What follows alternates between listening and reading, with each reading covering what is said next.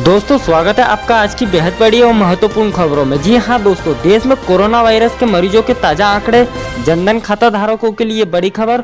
शुरू हो रही है शराब की होम डिलीवरी। प्रवासी मजदूरों के लिए चलाई 115 ट्रेनें। विशाखापट्टनम में गैस त्रासदी की बड़ी खबर।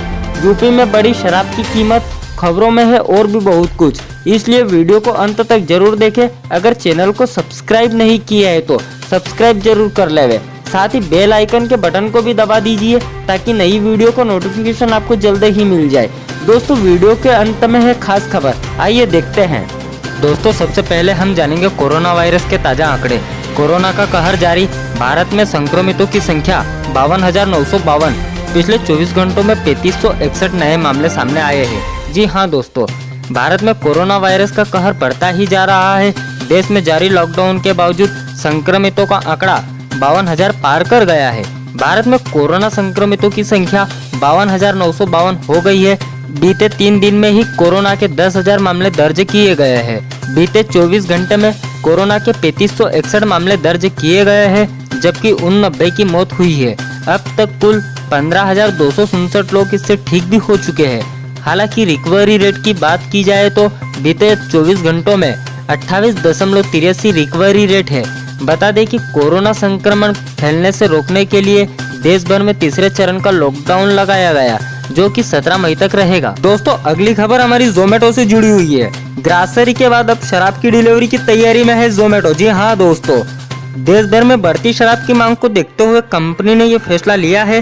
जोमेटो ने कहा है कि वो शराब की डिलीवरी उन्हीं इलाकों में करेगी जहां कोविड-19 के मामले बहुत कम है। घर घर खाना पहुंचाने वाला फूड डिलीवरी ऐप जोमेटो शराब की होम डिलीवरी करने की तैयारी में है।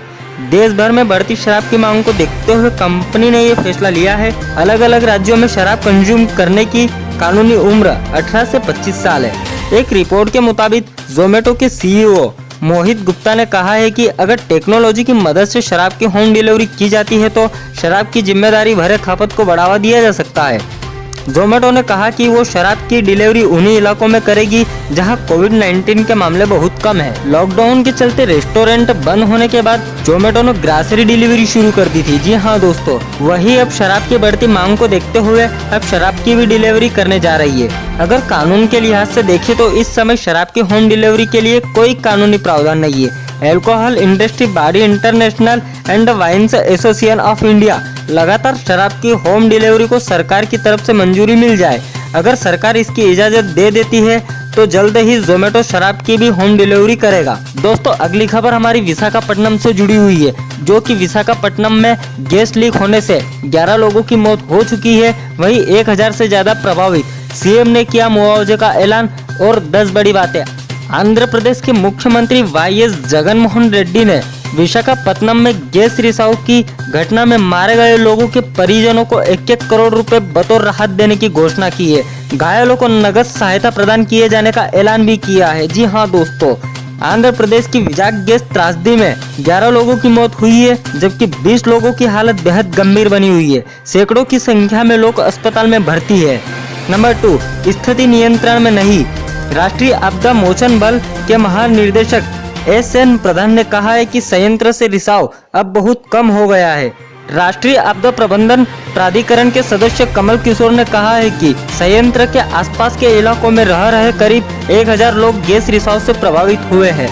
नंबर 4, सुरक्षित स्थान पर भेजे गए लोग। एस.एन. प्रधान ने बताया कि संयंत्र के 3 किलोमीटर के दायरे में 200 से 250 परिवार के लगभग 500 लोगों को सुरक्षित स्थानों पर पहुंचा दिया गया है। जांच के आदेश। प्रदेश के पुलिस महानिदेशक डीजीपी डी गौतम सवांग ने बताया कि मुख्यमंत्री वाईएस जगनमोहन रेड्डी ने हालत का जायजा लेने के लिए एक उच्च स्तरीय बैठक की थी और मामले की जांच के लिए आदेश दिए हैं। पीएम मोदी ने जताई चिंता। प्रधानमंत्री नरेंद्र मोदी ने हालत का जायजा लिया और केंद्रीय गृह मंत्री अमित शाह ने घटना पर चिंता व्यक्त की। प्रधानमंत्री ने एक ट्वीट में कहा है कि उन्होंने गृह मंत्रालय और एनडीएमए के अधिकारियों में स्थिति के संबंध में बात की है, जो हालत पर करीबी नजर रखे हुए हैं। उन्होंने कहा, मैं सभी की सुरक्षा और विशाखापट्टनम के लोगों की कुशल क्षेम की प्रार्थना करता हूं। सरकार ने प्रधानमंत्री जनधन योजना के महिला खाता धारकों के खाते में 500 रुपए की दूसरी किस्त डालना शुरू कर दिया है। सूत्रों के अनुसार अब तक ऐसी 10 करोड़ से ज्यादा जनधन महिला खाता धारकों के खाते में मई माह की दूसरी किस्त अंतरित की जा चुकी है। जी हां दोस्तों, वित्त मंत्री निर्मला सीतारमण ने मार्च के आखिर में प्रधानमंत्री जनधन योजना के तहत आने वाली सभी महिला खाता धारकों को 3 महीने तक हर महीने 500 रुपए की अनुग्रह राशि देने की घोषणा की थी। सरकार ने कोरोना वायरस महामारी से उत्पन्न आर्थिक संकट के बीच इस पैकेज की घोषणा की थी। इस घोषणा के बाद ग्रामीण विकास मंत्रालय ने अप्रैल 2020 में 500 रुपए की पहली किस्त जारी कर दी थी। सरकार के इस पैकेज में जनधन खाता धारक महिलाओं को 3 महीने तक हर माह 500 रुपए की सहायता के अलावा गरीबों को मुफ्त अनाज, दाल और खाना पकाने के गैस सिलेंडर की आपूर्ति भी शामिल है। किसानों, बुजुर्गों को भी योजना के तहत नगद सहायता उपलब्ध कराई गई है ताकि संकट की इस घड़ी में उन्हें कुछ मदद मिल सके। दोस्तों, आपको बता दें कि जनधन महिला खाता धारकों के खाते में यह राशि 5 दिन की अवधि में अंतरित की जाएगी। जी हां दोस्तों, ताकि बैंक शाखाओं में एक ही दिन में भीड़ नहीं हो। पहली किस्त डालते समय भी यही तरीका अपनाया गया था।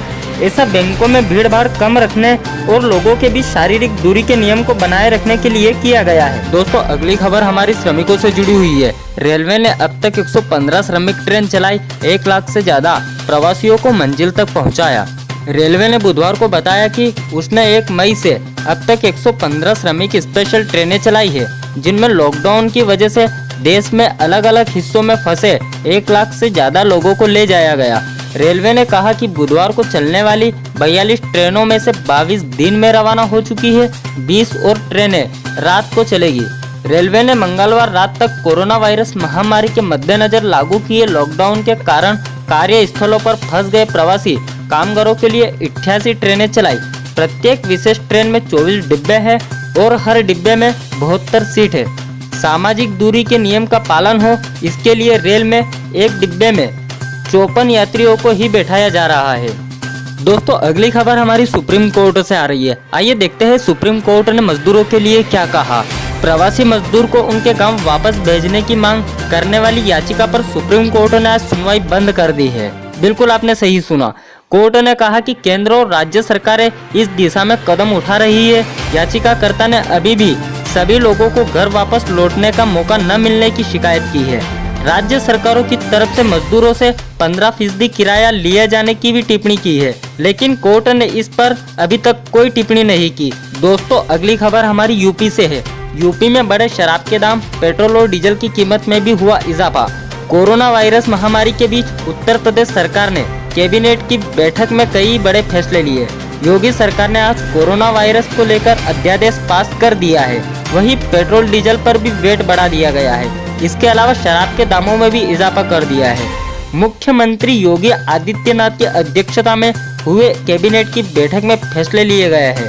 आइए दोस्तों, जानते हैं शराब की नई कीमत क्या रहेगी उत्तर प्रदेश में। खन्ना ने बताया कि मंत्रिमंडल ने देसी शराब पर 5 रुपए की वृद्धि के प्रस्ताव को मंजूरी दी है। अब 65 रुपए की बोतल 70 रुपए में, जबकि 75 वाली 80 रुपए में मिलेगी। उन्होंने बताया कि विदेशी मदिरा की इकोनॉमी और मीडियम क्लास में 180 मिलीलीटर तक 10 रुपए, 180 से 500 ml तक 20 रुपए और 500 ml से अधिक की बोतल पर 30 रुपए बढ़ाए गए हैं। उन्होंने बताया कि इसके अलावा रेगुलर और प्रीमियम श्रेणी में 180 ml तक 20 रुपए, 180 से 500 तक 30 रुपए, 500 ml से अधिक पर 50 रुपए की वृद्धि की गई है। खन्ना ने बताया कि विदेश से आयातित शराब की 180 ml तक की बोतल पर 100 रुपए, 500 ml तक 200 और 500 ml से अधिक की बोतल पर 400 रुपए बढ़ाए गए हैं। उन्होंने बताया कि लॉकडाउन के बाद से ही प्रदेश में शराब की बिक्री बंद हो गई थी। लोगों को जब शराब नहीं मिली तो उन्होंने अवैध रूप से बनी शराब पीना शुरू किया और गांव-गांव में अवैध रूप से शराब बनने लगी थी।